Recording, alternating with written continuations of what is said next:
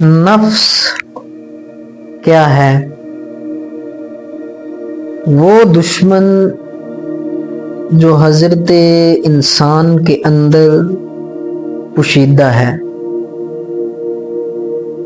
جب میں نے اپنے سفر کی شروعات کی تھی تو سب سے پہلے سوال یہی تھا کہ نفس کیا ہے، اور یہ میرے اندر رہتے ہوئے بھی مجھ سے چھپا کیوں رہتا ہے؟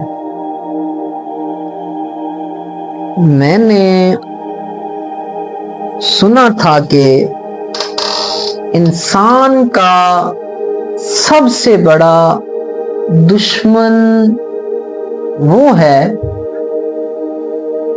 جو اس کے اندر چھپا ہے۔ پھر خیال آیا کہ اگر دشمن میرے اندر ہے تو پھر میدان جنگ کہاں ہے؟ پھر جانا کہ وہ میدان جنگ میرا دل ہے، اور میرا جو دشمن ہے وہ میرا نفس ہے۔ نفس ایک ایسا وجود جو حضرت انسان کے ساتھ پیدا ہوتا ہے، حضرت انسان کے ساتھ پلتا ہے، اور حضرت انسان کی خاموشیوں میں بولتا ہے۔ یہ کبھی حضرت انسان کو نیکی کا لباس پہنا کر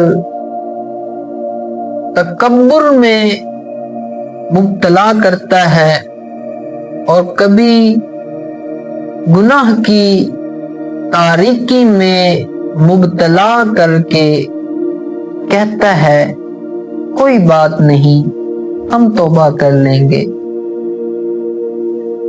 یہی نفس وہ پردہ ہے جو حضرت انسان اور رب کے درمیان حائل ہو جاتا ہے۔ اب سالک کا یہی کام ہے کہ اس پردے کو چاک کرے۔ قرآن مجید میں رب العالمین ارشاد فرماتا ہے کہ بے شک یہ نفس تو برائی پر اکساتا ہے، اور پھر میرے اور آپ کے نبی محتشم صلی اللہ علیہ وآلہ وسلم کا فرمان ہے،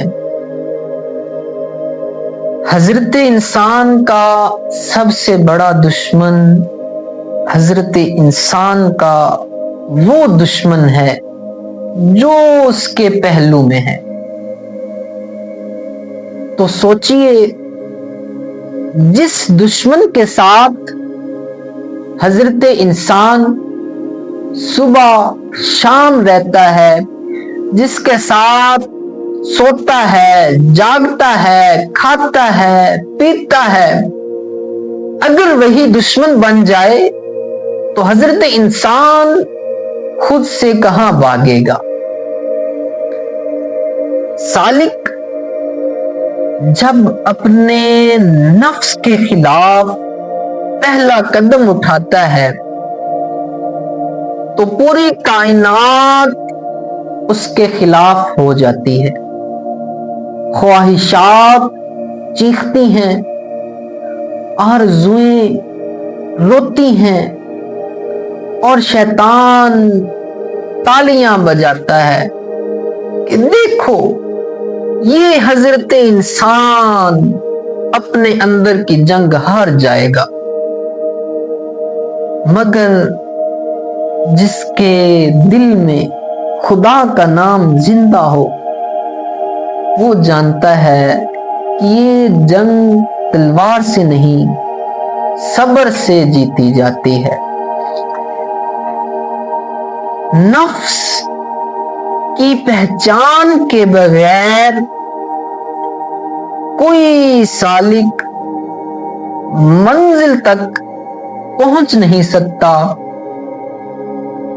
کیونکہ جو اپنے آپ سے غافل ہے وہ خدا سے کیسے واقف ہوگا۔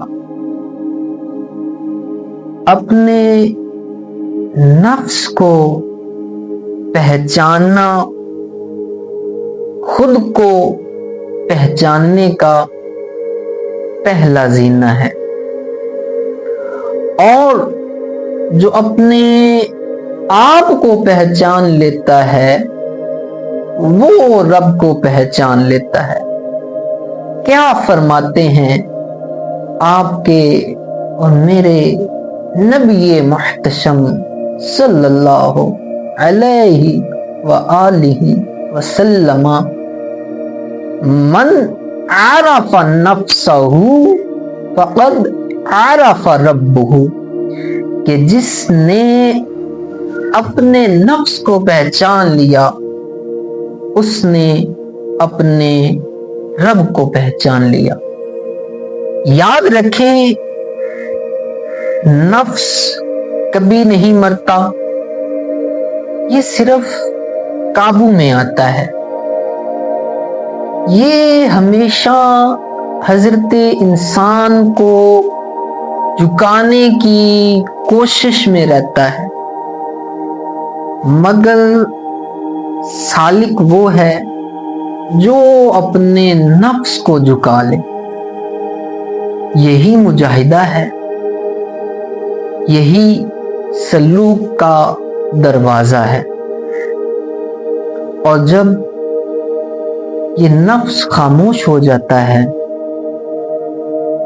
تب حضرت انسان کا دل بولتا ہے، اور جب دل بولنے لگتا ہے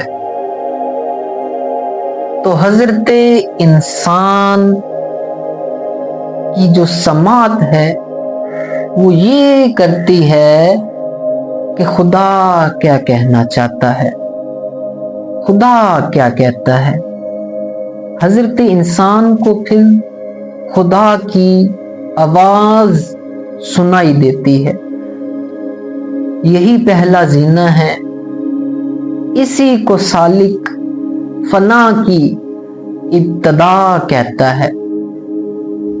جب وہ اس کے خلاف کھڑا ہو جائے تو گویا وہ اپنے اندر کے فرعون کو مار دیتا ہے، اور جس دن حضرت انسان یہ جنگ جیت جاتا ہے تو اس دن اس کا رب اس سے مخاطب ہوتا ہے، وہ فرماتا ہے یا ایتھا النفس المطمئنہ ارجعی الی ربک راضیۃ مرضیہ۔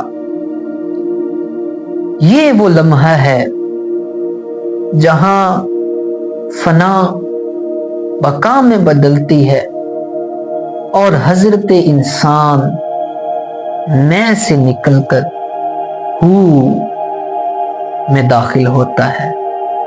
یہی نفس ہے جو اگر دشمن رہے تو شیطان کا راستہ ہے، اور اگر مطیع ہو جائے تو پھر یہی حضرت انسان خدا کا خلیفہ ہو جائے۔